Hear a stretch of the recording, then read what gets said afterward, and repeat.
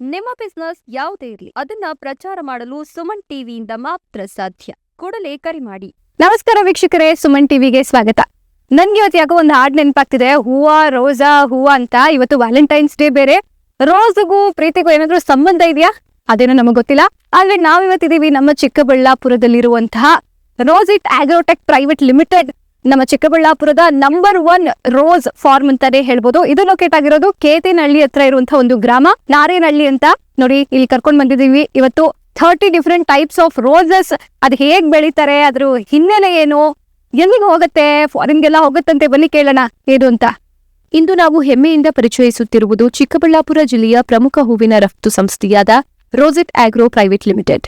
ಚಿಕ್ಕಬಳ್ಳಾಪುರ ಜಿಲ್ಲೆಯ ಕೃಷಿ ಇಂದು ಜಾಗತಿಕ ಮಟ್ಟಕ್ಕೆ ತಲುಪಿದೆ ಎಂಬುದಕ್ಕೆ ಈ ಸಂಸ್ಥೆಯೇ ದೊಡ್ಡ ಉದಾಹರಣೆ. ನೋಡಿ ವೀಕ್ಷಕರೇ, ನಾವಿವತ್ತು ಕಲರ್ ರೋಸ್ ತೋಟದಲ್ಲಿ ನಿಂತಿದೀವಿ. ಸರ್ ನಮಗೆ ಬನ್ನಿ ತೋಟನ ತೋರಿಸ್ತೀವಿ ಅಂತ ಕರ್ಕೊಂಡ್ ಬಂದಿದ್ದಾರೆ. ಇಲ್ಲಿ ನೋಡಿ, ರೆಡ್ ಕಲರ್ ರೋಸಸ್ ಮಧ್ಯೆ ನಿಂತಿದೀವಿ ನಾವಿವಾಗ. ಸರ್ ಹೇಳಿ ಮೇಡಮ್, ಹೇಳಿ ಮೇಡಮ್. ಇದು ಬೆಳೆ ಯಾವ ರೀತಿ ಹಾಕಿದ್ರಿ ಮೊದ್ಲು ಶುರುವಿನಲ್ಲಿ? ಪಾಲಿಸ್ ಮಾಡಿದ್ವಿ ಮೇಡಮ್, ಶೆಡ್ ಮಾಡಿದ್ವಿ. ಆಮೇಲೆ ಈ ತರ ಬೆಡ್ ಮಾಡ್ಕೊಂಡ್ವಿ. ಗಿಡ ಇಲ್ಲೇ ನಾವು ಕಣ್ ಕಟ್ಟಿದ್ವಿ, ರೂಸ್ಟ್ ಆಗಿ ಬರುತ್ತೆ. ಅದ್ರಲ್ಲಿ ಕಟ್ ಮಾಡಿ ಮತ್ತೆ ಗಿಡ ಹಾಕೊಂಡ್ವಿ.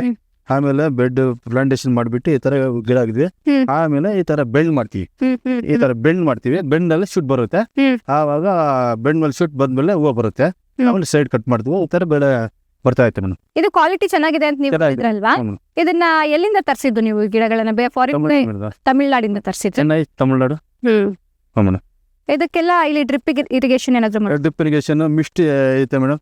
ಇದು ಮಿಸ್ಟ್ದು, ಇದು ಮೇಲೆ ನೀರು ಆರೋದಿದ್ದು, ಕೆಳಗಡೆ ಡ್ರಿಪ್ ನೀರು. ಇದಕ್ಕೆ ಬೇಸಾಯ ಏನಾದ್ರು ಕೊಡ್ತೀರಾ ಸರ್? ಮೇಡಮ್ ಡೈಲಿ ಕೊಡ್ತೀವಿ. ಎಷ್ಟು ಸಲ ಕೊಡ್ತೀರಾ? ಒಂದು 15 ದಿವಸ ಕೊಡ್ತೀವಿ. 10 ನಿಮಿಷ ಫರ್ಟಿಲೈಸರ್ ಹೋಗುತ್ತೆ, 5 ನಿಮಿಷ ಪ್ಲೇನ್ ಔಟ್ ಕೊಡ್ತೀವಿ ಮೇಡಮ್. ಫರ್ಟಿಲೈಸರ್ಸ್ ಯಾವ್ದು ಬಳಸ್ತೀರಾ ಸರ್ ನೀವು? ಮೇಡಮ್ ಮೆಗ್ನೀಷಿಯಂ, ಸಲ್ಫೇಟ್, ಸಲ್ಫರ್ ಎಲ್ಲಾನು ಕಳಿಸ್ತೀರಿ ಸರ್. ಇದು ಈ ಗಿಡದಲ್ಲಿ ಕಟಿಂಗ್ ಮಾಡಿದಿರಾ ನೋಡಿ, ಎಲ್ಲಾ ಹೂಗಳನ್ನ ಕಟ್ ಮಾಡಿದ್ರಿ.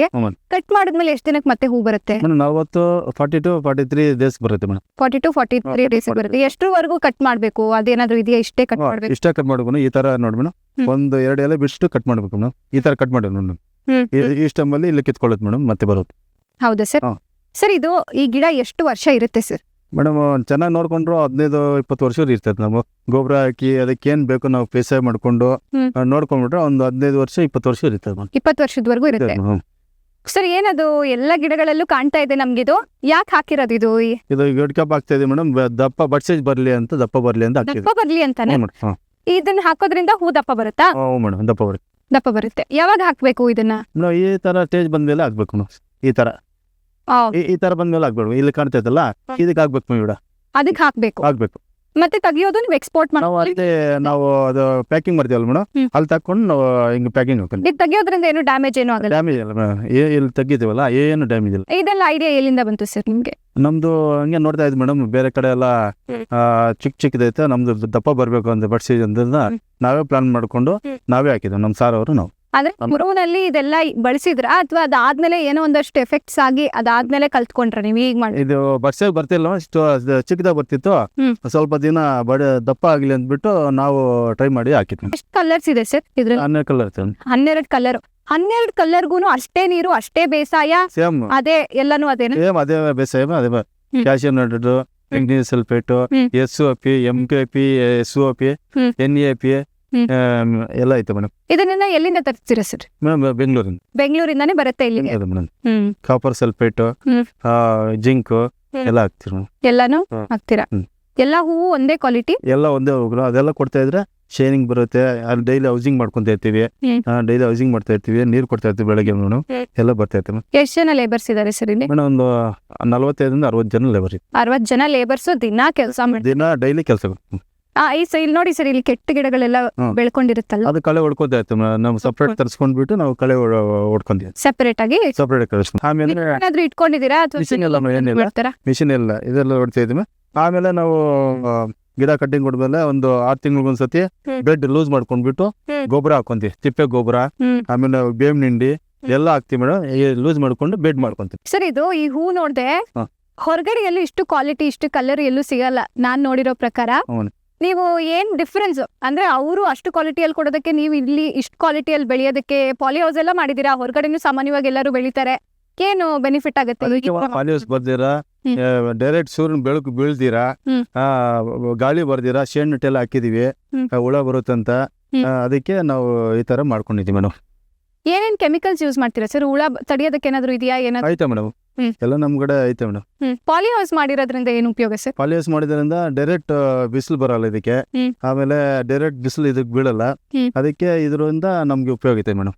ಅದಕ್ಕೆ ಪಾಲಿಹೌಸ್ ಗಾಳಿ ಬಿಸಿಲು ಬರ್ದಿರಾ ನಾವು ಶೇಡ್ ನೆಟ್ ಎಲ್ಲ ಹಾಕಿದ್ದೀವಿ, ಹಾಕೊಂಡಿದ್ದೀವಿ ಮೇಡಮ್. ಅಂದ್ರೆ ಈಗ ಯಾರು ರೋಸ್ ಬೆಳೆನ ಬೆಳಿತಾ ಇದಾರೆ ಅವ್ರಿಗೆ ನಾವ್ ಹೇಳ್ಬೋದ ಈ ತರ ಒಂದು ಪಾಲಿ ಹೌಸ್ ಎಲ್ಲ ಮಾಡಿ ಇದೆಲ್ಲ ಮಾಡಿದ್ರೇನೆ ನಿಮ್ಮ ಬೆಳೆ ಚೆನ್ನಾಗಿ ಬರುತ್ತೆ, ಚೆನ್ನಾಗಿ ಕ್ವಾಲಿಟಿ ಚೆನ್ನಾಗಿ? ಈ ತರ ಪಾಲಿಹೌಸ್ ಮಾಡ್ಕೊಂಡ್ರು ಚೆನ್ನಾಗೈತೆ ಮೇಡಮ್. ಈ ತರ ಶೂಟ್ ಎಲ್ಲ ಬರುತ್ತೆ, ಅದ್ರಲ್ಲಿ ಬೆಳೆದ್ರೆ ಇದು ಹೂವು ಬರಲ್ಲ ಮೇಡಮ್. ಬರಲ್ಲ, ಈ ಪಾಲಿಹೌಸ್ ಒಳಗಡೆ ಬರೋದು ಮೇಡಮ್. ಅಂದ್ರೆ ಸರ್ ಸಾಮಾನ್ಯವಾಗಿ ಪಾಲಿ ಹೌಸ್ ಅಲ್ಲಿ ಮಾಡಲ್ಲ ಅಲ್ವಾ, ಅವ್ರಿಗೆ ಮಾಹಿತಿ ಗೊತ್ತಿಲ್ಲದೆ ಮಾಡಲ್ವಾ ಅಥವಾ ವೆಚ್ಚ ಜಾಸ್ತಿ ಆಗುತ್ತೆ ಅಂತ ಮಾಡಲ್ಲ? ವೆಚ್ಚ ಜಾಸ್ತಿ ಆಗುತ್ತೆ ಅಂತ ಮಾಡ್ತಿಲ್ಲ ಮೇಡಮ್. ಐಡಿಯಾ ಬಂದ್ರೆ ಐಡಿಯಾ ಅವ್ರು ಮಾಡ್ತಾರೆ, ಐಡಿಯಾ ಕೊರಿದಾಗ ನಾವ್ ಯಾರನ್ನ. ವೆಚ್ಚ ಜಾಸ್ತಿ ಆದ್ರೂ ಕ್ವಾಲಿಟಿ ಬರುತ್ತೆ ಅಂದ್ರೆ ಫಾರಿನ್ಗೆಲ್ಲ ಎಕ್ಸ್ಪೋರ್ಟ್ ಮಾಡ್ಬೋದು ಅಂತಂದ್ರೆ ಮಾಡ್ಬೋದು ಮಾಡ್ಬೋದು ಸರ್. ಎಕ್ಸ್ಪೋರ್ಟ್ ಎಲ್ಲ ಮಾಡ್ತೀವಿ, ಚೈನಾ, ಜಪಾನ್, ಆಸ್ಟ್ರೇಲಿಯಾ ಎಲ್ಲ, ಡಿಲ್ಲಿ, ಕಲ್ಕತ್ತಾ, ಮುಂಬೈ ಎಲ್ಲ ಕಲ್ಸ್ಕೊಡ್ತೀವಿ, ಬೆಂಗಳೂರು ಎಲ್ಲ ಕಲ್ಸ್ಕೊಡ್ತಿದ್ವಿ. ನಮ್ಮ ಹೂವು ಜಾಸ್ತಿ ಬೇಡಿಕೆ ಐತೆ ಮೇಡಮ್, ಕ್ವಾಲಿಟಿನೂ ನಾವು ಹಂಗೆ ತೆಗಿತೀವಿ ಮೇಡಮ್. ಬೆಂಗಳೂರಲ್ಲಿ ಹೆಬ್ಬಾಳಲ್ಲಿ ಹೋಗುತ್ತೆ ಇದು, ಹೆಬ್ಬಾಳಲ್ಲಿ ಹೋಗುತ್ತೆ ಮೇಡಮ್. ಹೆಬ್ಬಾಳ ಆದ್ಮೇಲೆ ಜಪಾನ್, ಆಸ್ಟ್ರೇಲಿಯಾ, ಚೈನಾ, ನೋಡಿ ಕಲ್ಕತ್ತಾ ಎಲ್ಲ, ಡಿಲ್ಲಿ ಎಲ್ಲ ನಾವು ಪ್ಯಾಕ್ ಮಾಡಿ ಡೈರೆಕ್ಟ್ ಪ್ಲೇಟ್ ಕಳ್ಸ್ಕೊಡ್ತೀವಿ. ಲೋಕಲ್ ಅಂದ್ರೆ ಇಲ್ಲಿ ಬೆಂಗಳೂರು ಕಳ್ಸ್ಕೊಡ್ತೀವಿ. ಟ್ರಾನ್ಸ್ಪೋರ್ಟೇಷನ್ ಏಜೆನ್ಸಿ ಜೊತೆ ಏನಾದ್ರು ಟೈಪ್ ಆಗಿದ್ದೀರಾ ಸರ್? ಇಲ್ಲ ಮೇಡಮ್, ನಮ್ದೇ ಸ್ವಂತ ಗಾಡಿ ಐತೆ, ಸ್ವಂತ ಟ್ರಾನ್ಸ್ಪೋರ್ಟ್, ನಮ್ದೇ AC ಗಾಡಿ ಐತೆ, AC ಗಾಡಿ ಎಲ್ಲ ಕಳ್ಸ್ಕೊಡ್ತೀವಿ ಮೇಡಮ್. ಎಲ್ಲ AC ಇದೆಲ್ಲ ಕಳ್ಸ್ಕೊಡ್ತೀವಿ ಮೇಡಮ್. ಕೋಲ್ಡ್ ಸ್ಟೋರೇಜ್ ಅಲ್ಲೇನೆ ಟ್ರಾನ್ಸ್ಫರ್ ಕಳ್ಸ್ಕೊಡ್ತೀವಿ ಮೇಡಮ್. ಇಲ್ಲಾಂದ್ರೆ ಹೂವು ಬಾಡುತ್ತೆ, ತಗೊಳ್ಳೋದು ಒಂದ್ 3 ದಿನ ಇರ್ಬೇಕಲ್ಲ, ಅವ್ರು ತಗೊಂಡು ಟ್ರಾನ್ಸ್ಫರ್ ಮಾಡ್ಬೇಕಲ್ಲ, ಅದಕ್ಕೆ AC ಎಲ್ಲ ಕಳ್ಸ್ಕೊಡ್ತೀವಿ.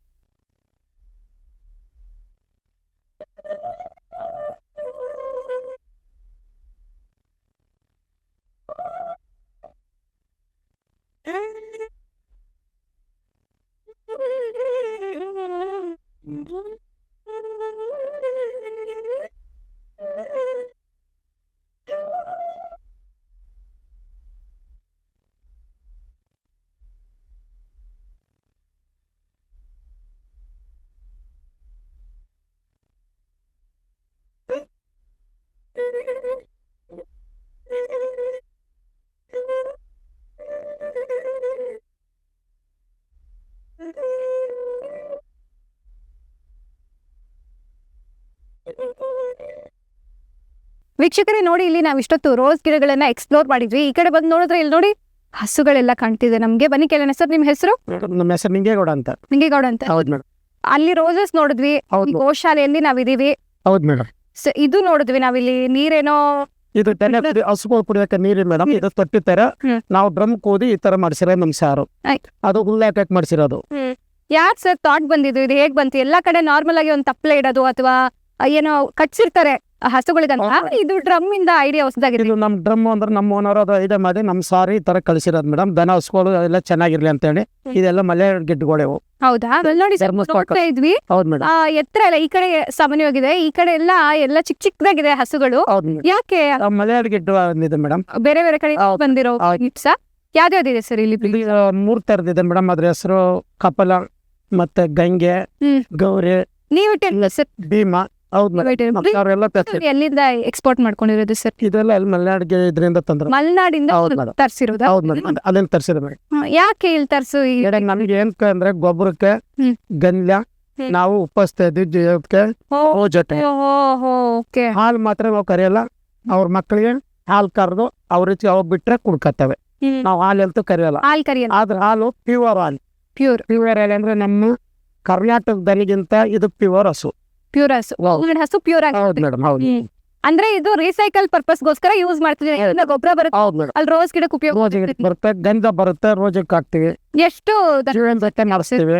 700 ಟ್ಯಾಂಕ್ ಇದೆ ನಮ್ದು. 120 ಹಸು ಇದೆ. ಈಗ 120 ಹಸುವಿಂದ ಬರುವಂತಹ ಗೊಬ್ಬರ ಏನೆಲ್ಲ ಇದೆ ಅದನ್ನ ನೀವು ಮತ್ತೆ ಅಲ್ಲಿ ಬಳಸ್ತೀರಾ? ಹೌದು ಮೇಡಮ್. ಹಿಂದ್ಗಡೆ ಕಟ್ಸಿದೀವಿ ದನಿಗೆ, ಗೋಶಾಲೆ ಕಟ್ಸಿದಾರೆ. ಈಗ ರೆಡಿ ಆಗ್ತಾ ಇದೆ. ಮತ್ತೆ ಎಲ್ಲ ಅಲ್ಲಿಗೆ ನಾವು ಕಟ್ಟೋದು. ಯಾಕೆ ಸರ್ ನೀವು ಹಾಲ್ ಕರಿಯಲ್ಲ ಅಂತ ಹೇಳಿದ್ರಿ? ಹಾಲು ಏನು ಕರಿಯಲ್ಲ ಅಂದ್ರೆ ಮೇಡಮ್ ಅದಕ್ಕೆ ಹಾಲು ಸಾಲಲ್ವಲ್ಲ ಮಗಿಗೆ, ಮಗು ಚೆನ್ನಾಗಿರ್ಲಿ ಅಂತ ಅದ್ರ ಅಮ್ಗೆ ಅದಕ್ಕೆ ಕರಿಯಲ್ಲ ಅಂದ್ರು. ಹಿಂಗು ಎಲ್ಲ ಹಾಕ್ತಿವಿ, ಬೂಸೆ ಎಲ್ಲ ಹಾಕ್ತಿವಿ, ಆದ್ರೆ ಹಾಲು ನಾವು ಕರಿಯಲ್ಲ. ನಮ್ ಸಾರ್ ಕರಿಯಕ್ ಬಿಡೋದಿಲ್ಲ. ಅದೇನಂದ್ರೆ ಮಗು ಚೆನ್ನಾಗಿರ್ಲಿ ಅಂತ ಹಾಲು ಕರಿಯಕ್ ಬಿಡಲ್ಲ. ಅದಕ್ಕೆ ಊಟ ಏನೇನಿಲ್ಲ? ಊಟ ಏನಿಲ್ಲ ಮೇಡಮ್, ಜೋಳ ಕಡ್ಡಿ ಹಾಕ್ತಿವಿ, ಬೂಸೆ ಹಾಕ್ತಿವಿ, ಹಿಂಡಿ ಕೊಡ್ತೀವಿ, ರಾಗಿ ಹುಲ್ಲು ಹಾಕ್ತಿವಿ, ಹಸಿರು ಹುಲ್ ಮೇಕೆ ಬರ್ತವೆ, ಅಚ್ಚುಗಟ್ಟೆ ಮನೆ ಕೇಳ್ತವೆ. ವ್ಯಾಕ್ಸಿನೇಷನ್ ಎಲ್ಲ ಏನಾದ್ರು? ಡಾಕ್ಟರ್ ಬರ್ತಾರೆ ಮೇಡಮ್. ಡಾಕ್ಟರ್ ಬರ್ತಾರಾ? ವಾರ ಡಾಕ್ಟರ್ ಬರ್ತಾರೆ, ನೋಡ್ತಾರೆ. ಯಾವ ತರ ಹುಷಾರಿಲ್ಲ ಅಂದ್ರೆ ಇಮ್ಯುನಿಟಿ ಪವರ್ ಮಾಡ್ರೆ ಬಂದು ನೋಡ್ಕೊಂಡು ಹೋಗ್ತಾರೆ. ಹೌದು ಮೇಡಮ್. ಇಲ್ಲಿ ಬೆಳೆದ ಗುಲಾಬಿ ಹೂಗಳು ದೇಶದೊಳಗೆ ಮಾತ್ರವಲ್ಲ ವಿದೇಶಗಳಿಗೂ ರಫ್ತು ಆಗುತ್ತಿವೆ ಎಂಬುದು ಜಿಲ್ಲೆಯೆಲ್ಲರಿಗೂ ಹೆಮ್ಮೆಯ ವಿಷಯವಾಗಿದೆ. ಈ ಹೂವಿನ ತೋಟದಲ್ಲಿ ಒಟ್ಟು 13 ವಿಭಿನ್ನ ಬಣ್ಣಗಳ ಗುಲಾಬಿಗಳನ್ನು ಅತ್ಯಾಧುನಿಕ ಕೃಷಿ ತಂತ್ರಜ್ಞಾನ ಬಳಸಿ ಬೆಳೆಸಲಾಗುತ್ತಿದೆ. ಪ್ರತಿಯೊಂದು ಹೂವಿಗೂ ಸರಿಯಾದ ನೀರಾವರಿ ವ್ಯವಸ್ಥೆ, ಪೋಷಕಾಂಶಗಳ ನಿರ್ವಹಣೆ ಹಾಗೂ ಗುಣಮಟ್ಟದ ಮೇಲ್ವಿಚಾರಣೆ ಮಾಡಲಾಗುತ್ತಿದೆ. ಇಲ್ಲಿ ಬೆಳೆದ ಹೂಗಳು ನೇರವಾಗಿ ಅಂತಾರಾಷ್ಟ್ರೀಯ ಮಾರುಕಟ್ಟೆಗೆ ರವಾನೆಯಾಗುತ್ತಿವೆ. ಎಕ್ಸ್ಪೋರ್ಟ್ ಎಲ್ಲ ಕಳ್ಸಿಕೊಡ್ತೀವಿ. ಆ ಥರ ಬಂಚ್ ಮಾಡ್ತೀವಿ, ಒಂದು ಬಕೆಟ್ ಹಾಕ್ತೀವಿ, AC ಗಾಡಿಯಲ್ಲಿ ಕಳ್ಸಿಕೊಡ್ತೀವಿ, ಪ್ಯಾಕಿಂಗ್ ಮಾಡ್ತೀವಿ. ಜಪಾನ್, ಆಸ್ಟ್ರೇಲಿಯಾ ಎಲ್ಲ ಪ್ಯಾಕಿಂಗ್ ಹೋಗ್ತದೆ. ಎರಡು ವೆರೈಟೀಸ್ಗೆ ಜಾಸ್ತಿ ರೇಟ್ ಇರ್ತದೆ, ಅದಕ್ಕೆ ಈ ಥರ AC ಗಾಡಿಯಲ್ಲೇ ಕಳಿಸ್ಕೊಡ್ತಾ ಇರ್ತೀವಿ. ಎಷ್ಟು ವರ್ಷದಿಂದ ಮಾಡ್ತಿದ್ದೀರಾ ಇದು? ಸುಮಾರು ಒಂದು 27 ವರ್ಷದಿಂದ ಮಾಡ್ತೀವಿ. 27 ವರ್ಷದಿಂದ ಮಾಡ್ತೀರಾ? ಬೆಳಗ್ಗೆ ಎಷ್ಟು ಗಂಟೆ ಕೆಲಸ ಮಾಡಕ್ ಬರ್ತಾರೆ? 8:30 8:30 5 ಗಂಟೆ. ಬೆಳಗ್ಗೆ ಫಸ್ಟ್ ಶುರು ಮಾಡೋದು ಕಟ್ಟಿಂಗ್ ಇಂದ ಮೇಡಮ್. ಕಟ್ಟಿಂಗ್ ಇಂದ ಶುರು ಮಾಡಿ ಸಂಜೆ 5 ಗಂಟೆ ಆಗುತ್ತೆ. ಎಕ್ಸ್ಪೋರ್ಟ್ ಮಾಡೋದು ಯಾವ ತರ? ದಿನ ಎಕ್ಸ್ಪೋರ್ಟ್ ಮಾಡ್ತೀರಾ? ವಾರ ಎಕ್ಸ್ಪೋರ್ಟ್ ಮಾಡ್ತೀವಿ. ಡೈಲಿ ಮೇಡಮ್, ಡೈಲಿ ಎಕ್ಸ್ಪೋರ್ಟ್ ಮಾಡ್ತೀವಿ. ಏನಾದ್ರು ಕ್ವಾಲಿಟಿ ಚೆಕ್ಸ್ ಆ ತರ ಸರ್ಟಿಫಿಕೇಶನ್ಸ್ ಏನಾದ್ರು ಇದೆಯಾ? ಐತೆ ಮೇಡಮ್, ಎಲ್ಲ ಏನಾದ್ರು ಸರ್, ಎಷ್ಟು ತರದ ಹೂಗಳು ಇದೆ ಇಲ್ಲಿ? 12 ಥರ ಐತೆ. 12 ತರ? ಬರೀ ರೋಸ್ ಏನೋ, ಬೇರೆ ಯಾವ್ದಾದ್ರು ಹೂಗಳು? Rose red rose. ನಿಮ್ಗೆ ಇಲ್ಲಿ ಚಿಕ್ಕಬಳ್ಳಾಪುರ ಮಾರುಕಟ್ಟೆ ಹತ್ರ ಇದೆ ಅಲ್ವಾ? ಅಲ್ಲೇನು ಎಕ್ಸ್ಪೋರ್ಟ್ ಮಾಡಲ್ಲ? ಇಲ್ಲ ಮೇಡಮ್, ಚಿಕ್ಕಬಳ್ಳಾಪುರ ಇಲ್ಲ, ಹೆಬ್ಬಾಳ ಎಲ್ಲ, ಬೆಂಗಳೂರು, ಹೆಬ್ಬಾಳ ಕಳ್ಸ್ಕೊಡ್ತೀನಿ. ಜಪಾನ್, ಆಸ್ಟ್ರೇಲಿಯಾ, ಡೆಲ್ಲಿ, ಕಲ್ಕತ್ತಾ, ಬಾಂಬೆ ಎಲ್ಲ ಕಳ್ಸ್ಕೊಡ್ತಾ ಇರ್ತೀನಿ. ಅಂದ್ರೆ ನೀವೇ ನೇರವಾಗಿ ಕಳಿಸ್ತೀರಾ ಅಥವಾ ನೀವು ಬೆಂಗಳೂರು ತನಕ ಕಳಿಸ್ತೀರಿ, ಅವ್ರು ಅಲ್ಲಿಂದ ಕಳಿಸ್ತೀರಾ? ನಾವು ಆರ್ಡರ್ ಬಿಟ್ಕೊಂಡು ನಾವೇ ಕಳಿಸ್ಕೊಡಿ ಡೈರೆಕ್ಟ್ ಆಗಿ. ನಮ್ದು ಹೂವು ಚೆನ್ನಾಗಿದ್ವು ಅಂತ ನಮಗೆ ಇಂಪ್ರೂವ್ ಮಾಡ್ತಾರೆ, ನಾವೇ ಕಳಿಸ್ಕೊಡ್ತೀನಿ ನನಗೆ ಪ್ಯಾಕಿಂಗ್ ಮಾಡ್ಬೇಕು. ಚಿಕ್ಕಬಳ್ಳಾಪುರದಲ್ಲಿ ಮೊಟ್ಟ ಮೊದಲ ಬಾರಿಗೆ ಇದು ನಡೀತಿರೋದಾ ಅಥವಾ ಬೇರೆ ಎಲ್ಲ? ಇದೇ ನಡೆಯುತ್ತೆ, ಇದೇ ಫಸ್ಟ್ ಸ್ಟಾರ್ಟಿಂಗ್ ಇರೋದು. 27 ಇದೆ ಸ್ಟಾರ್ಟಿಂಗ್ ಇಂದ ಇದೆ ಮೇಡಮ್.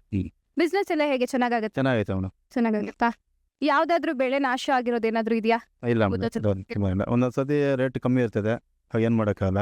ಸೀಸನ್ ವ್ಯಾಲೆಂಟೈನ್ಸ್ ಚೆನ್ನಾಗಿ ಹೋದ್ರೆ ಹಬ್ಬಕ್ಕೆಲ್ಲ ಚೆನ್ನಾಗುತ್ತೆ.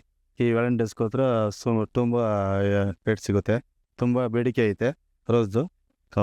ವಿಶೇಷವಾಗಿ ಆಸ್ಟ್ರೇಲಿಯಾ, ಚೈನಾ, ಜಪಾನ್, ಸಿಂಗಪೂರ್ ಹಾಗೂ ಮಲೇಷಿಯಾ ದೇಶಗಳಿಗೆ ಇಲ್ಲಿ ಉತ್ಪಾದನೆಯಾದ ಹೂಗಳು ರಫ್ತು ಆಗುತ್ತಿವೆ. ಹೂಗಳನ್ನು ಕಟಾವು ಮಾಡಿದ ನಂತರ ಅತ್ಯಂತ ಸೂಕ್ಷ್ಮವಾಗಿ ವಿಂಗಡಣೆ ಮಾಡಿ ಶುದ್ಧೀಕರಣ ಹಾಗೂ ಅಂತಾರಾಷ್ಟ್ರೀಯ ಮಟ್ಟದ ಪ್ಯಾಕಿಂಗ್ ಪ್ರಕ್ರಿಯೆ ನಡೆಸಲಾಗುತ್ತದೆ. ನಂತರ ಅವುಗಳನ್ನು ಅತ್ಯಾಧುನಿಕ ಕೋಲ್ಡ್ ಸ್ಟೋರೇಜ್ ವ್ಯವಸ್ಥೆಯಲ್ಲಿ ಸಂಗ್ರಹಿಸಿ ತಾಜಾತನ ಉಳಿಸಿಕೊಂಡು ವಿದೇಶಗಳಿಗೆ ರವಾನಿಸಲಾಗುತ್ತಿದೆ.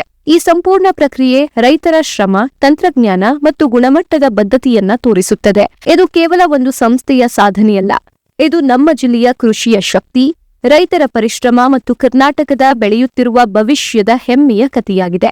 ನಮ್ಮ ರೈತ ನಮ್ಮ ಹೆಮ್ಮೆ. ವೀಕ್ಷಕರೇ, ನೋಡಿದ್ರಲ್ಲ, ನಾವೆಲ್ಲ ಎಕ್ಸ್ಪ್ಲೋರ್ ಮಾಡಿದ್ವಿ, ಎಲ್ಲರೂ ತಿಳ್ಕೊಂಡು ನಿಮಗೆ ಮಾಹಿತಿಯನ್ನ ತಿಳಿಸ್ಕೊಟ್ಟಿದೀವಿ. ಈ ದಿನ ನಿಮಗೂ ಏನಾದ್ರೂ ಈ ತರ ಫಾರ್ಮ್ ಮಾಡ್ಬೇಕು ಅಂತಂದ್ರೆ ಅವ್ರ ಕಾಂಟ್ಯಾಕ್ಟ್ ಡೀಟೇಲ್ಸ್ ಎಲ್ಲ ವಿಡಿಯೋಲಿ ಹಾಕಿರ್ತೀವಿ. ನೀವು ರೈತರಾಗಿದ್ರೆ ದಯಮಾಡಿ ಅವ್ರನ್ನ ಕಾಂಟ್ಯಾಕ್ಟ್ ಮಾಡಿ. ಇಂಥ ಅದ್ಭುತವಾದ ಸೆಟಪ್ ನೀವು ಮಾಡಿ ಫಾರಿನ್ಗೆಲ್ಲ ಎಕ್ಸ್ಪೋರ್ಟ್ ಮಾಡಿ ನಮ್ಮ ಚಿಕ್ಕಬಳ್ಳಾಪುರವನ್ನ ಬೆಳೆಸಿ.